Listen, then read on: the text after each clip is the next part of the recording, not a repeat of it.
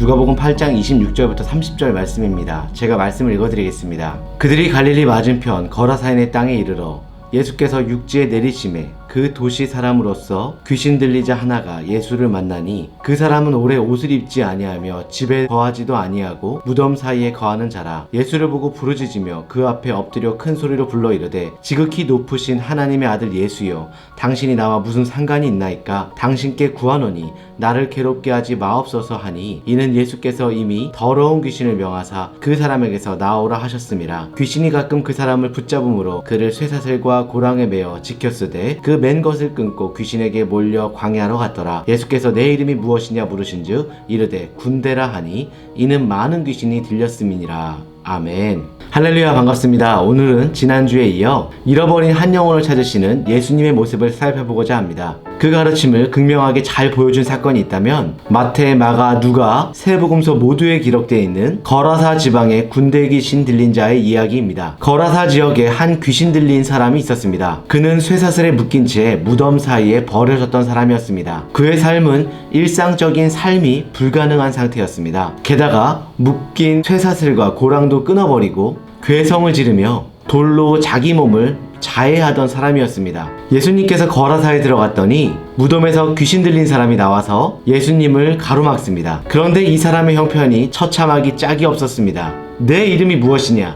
너 이름이 뭐니? 이것은 예수님께서 그 귀신 들린 자에게 실제로 하신 질문입니다. 이름이 있다는 것은 실제로 존재한다는 것이죠. 예수님이 이 귀신에게 이름을 부르니 그의 이름이 군대라고 합니다. 한 사람에게 한 사람도 아니고 군대의 귀신이 들어왔으니 어찌 이 사람이 온전하게 삶을 살 수가 있겠습니까? 예수님께서는 유대인들이 잘 가지 않는 이 거라사 지역에 가신 이유는 무슨 잔치에 초대받았기 때문이 아니었습니다. 어떤 좋은 구경거리가 있어서도 아니었습니다. 다만 그 군대 귀신에게 사로잡힌 그 한 사람을 구하기 위해서 예수님께서는 그 먼 곳까지 가신 것입니다. 그 사람은 버림당한 사람으로서 그 누구도 가까이 하지 않고 누구나가 피하던 사람이었습니다. 더럽고 냄새나고 옷도 입지 않고 온몸에 상처투성이로 밤낮으로 울부짖는 그런 사람이었습니다. 그런 사람을 누가 가까이서 좋아할 수가 있을까요? 그러나 주님께서는 잃어버린 한 마리의 양을 찾아서 어깨에 메고 돌아오는 목자의 마음처럼 그 군대 귀신에게 사로잡힌 그 사람 역시 구원의 대상으로 여기시고 주님께서 찾아가신 것입니다. 그 사람은 가족들과 이웃에게 버림받은 사람이었으나 주님께서는 그를 외면하지 않으시고 황혼역의 호수를 건너 친히 찾아가셔서 사탄의 손에서 건져내어 주셨습니다. 여기서 우리는 하나님의 독생자 예수님께서 이 땅에 오신 이유를 명확히 알 수가 있습니다. 그런데 마가복음 4장에 보면 예수님께서 그날 저물 때에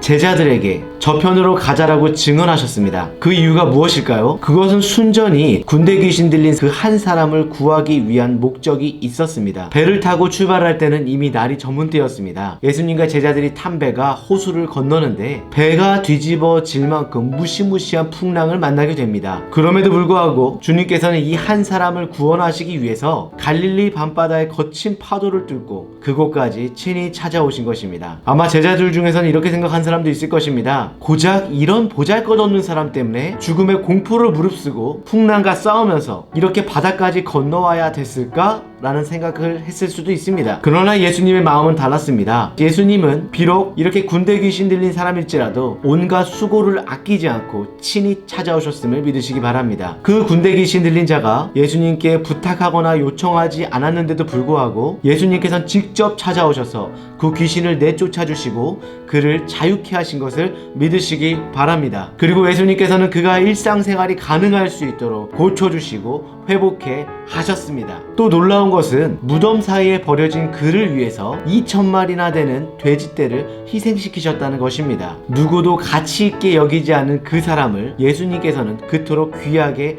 여기신 것입니다. 그러므로 이 사건은 예수님께서 한 영혼을 얼마나 사랑하시고 얼마나 귀하게 여기시는지를 유감없이 잘 보여주고 있습니다. 한 영혼을 값으로 따지자면 얼마 정도의 가치가 있을까요? 하나님께서는 자신의 독생자 예수님을 십자가에 내어주셨고 그 예수님의 보배의 피로 그 영혼을 값을 주고 사시고 한 영혼을 죽음 가운데서 구원해 주신 것을 믿으시기 바랍니다. 여러분, 그렇습니다. 이렇게 악한 영에 사로잡힌 사람이 온전하게 되는 것은 단 한 가지 방법밖에 없습니다. 오직 예수님이 아니면 이 사망과 어둠의 권세에서 벗어나게 하실 분은 아무도 없는 줄 믿습니다. 오직 예수님을 만나면 이렇게 귀신 들린 사람도 자유를 얻게 되는 것입니다. 예수님의 보혈의 피가 우리를 깨끗하게 하고 우리의 마음이 깨끗해지는 줄 다시 한번 믿으시기 바랍니다. 우리는 미약할지 모르지만 예수님의 권세를 잊고 사시게 된다면 마귀가 우리를 함부로 할 수가 없습니다. 요한일서 5장 18절은 기록하기를 하나님께로부터 나신 자가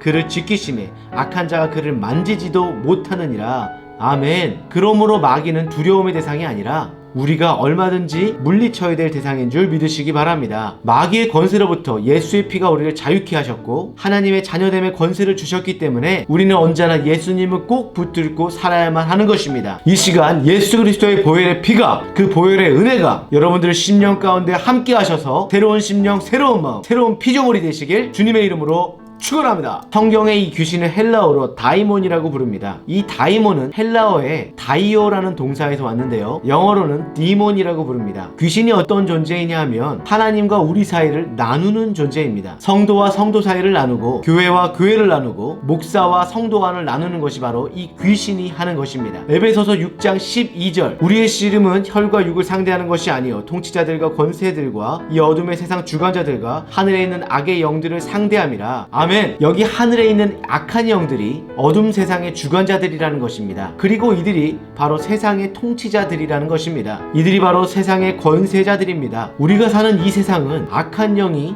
주관하는 곳이기도 합니다. 다시 말해서 우리는 이러한 악한 영들이 공존하는 세상에 함께 살고 있는 것입니다. 사탄은 우리가 가장 안전하고 평안하다고 생각하는 그 순간에 방심이라고 하는 틈을 타서 공격하고 있습니다. 저희가 평안하다, 안전하다 할 때 그 잉태된 여자에게 해산의 고통이 이름과 같이 멸망이 호련히 저희에게 이르리니 결탄코 피하지 못하리라. 아멘. 우리가 믿음으로 살아가지만 그렇다고 우리가 늘 영적으로 굳건히 살아가는 것은 아닐 것입니다. 잠시 휘청일 수 있지만 그러나 우리는 주님의 이름으로 우리는 능히 이겨낼 수가 있습니다. 하나님께서 인간을 창조하신 목적이 무엇입니까? 이사야서 43장 21절에 이 백성은 내가 나를 위하여 지었나니 나를 찬송하게 하려 함이니라. 바로 이 백성은 나를 위해 지었고 하나님을 찬송하게 하려 하기 위해서 지었다라는 것입니다. 그러므로 우리는 순간순간 주님을 찬양하고 주님을 경배하고 우리가 지어진 목적을 기억하고 주님을 영화롭게 하고 사람을 존귀하게 세우는 그런 자들이 되어야만 할 것입니다. 죄를 짓는 자는 마귀에게 속하나니 마귀는 처음부터 범죄함이라. 하나님의 아들이 나타나신 것은 마귀의 일을 멸하려 하심이라. 하나님의 아들이신 예수님께서 이 땅에 오신 목적 중에 또 하나는 바로 이 마귀를 멸하는 것, 심판하기 위하심입니다. 사랑하는 성도 여러분, 주님께서는 십자가에서 부활하심으로 말미암아 어둠과 사망의 권세를 깨뜨리신 줄 믿으시기 바랍니다. 그리고 이미 사단의 권세를 다 심판하셨습니다. 자, 그럼 이렇게 다 게임 오버가 됐고 끝났는데 주님은 왜 아직도 우리에게 오시지 않을까요? 이 세상 가운데 오시지 않는 것일까요? 베드로후서 3장 9절 말씀해 보시면 주의 약속은 어떤 이들이 더디다고 생각하는 것 같이 더딘 것이 아니라 오직 주께서는 너희를 대하여 오래 참으사 아무도 멸망하지 아니하고 다 회개하기에 이르기를 원하시느니라. 아멘. 주님의 다시 오신다는 이 약속이 왜 이렇게 늦는가? 왜 이렇게 더디냐 라고 생각할 수 있겠지만 그것은 바로 아직도 구원받지 못한 영혼들이 하나님께 돌아오지 못했기 때문에 주님께서는 아직도 기다리고 계신다는 것입니다. 하나님은 이미 사단을 심판하셨기 때문에 지금이라도 당장 오실 수 있지만 이 약속이 더딘 이유는, 주님께서 지체하시는 이유는 아직도 구원받지 못한, 회개하지 못한 그런 영혼들이 아직도 있기 때문에 주님은 기다리신다는 것입니다. 베드로서 3장 10절 말씀에 그러나 주의 날이 도둑같이 오리니 그날에는 하늘이 큰 소리로 떠나가고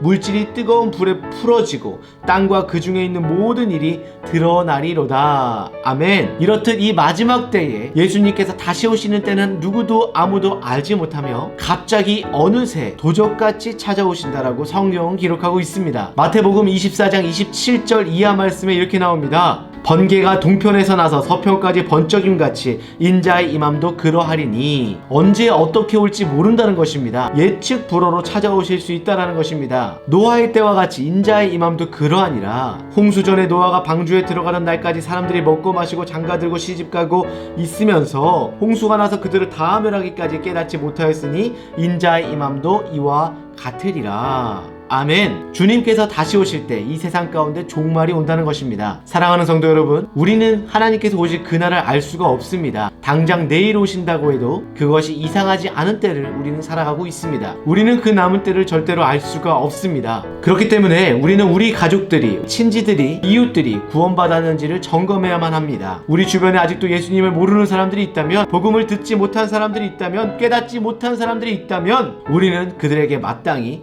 주님의 복된 소식을 전해야만 하는 것입니다. 우리는 살아가면서 늘 명심해야만 합니다. 베드로전서 5장 8절에 근신하라 깨어라 너희 대적마귀가 우는 사자같이 두루 다니며 삼킬 자를 찾나니 라고 말하고 있습니다. 마귀가 삼킬 자를 찾으려고 여러분 주변을 돌아다니고 있는 것이 느껴지십니까? 직장생활을 하시든 가정생활을 하시든 심지어 교회생활을 하시든 마귀가 삼키려고 우는 사자와 같이 삼킬 자를 두루 둘러다니고 있다는 것입니다. 여러분과 제가 살아가는 이 과정에도 가장 소중한 것이 바로 사람이고 생명인 줄 믿으시기 바랍니다. 여러분이 복음 전하고 훈련하고 돌보고 사랑해서 하나님 사람 만들었던 그 사람들만이 영원토록 남는 열매인 줄 믿으시기 바랍니다. 언젠가 우리가 주님 앞에 서는 날 모두 카운트 받고 보상받게 될 것입니다. 오직 영원히 남는 것은 여러분이 사랑하고 섬기고 자유케 만들었던 사람들만 남게 되는 것입니다. 그러므로 우리가 정말 하나님이 기뻐할 만한 바른 삶을 살아가려면 이 생명의 열매를 많이 맺으면서 살아가야만 하는 것입니다. 내가 만난 하나님의 그 감격을 사랑하는 사람들에게 전하셔서 하나님의 영원한 생명을 함께 누리시는 은혜와 축복이 넘치는 인생 되시길 주님의 이름으로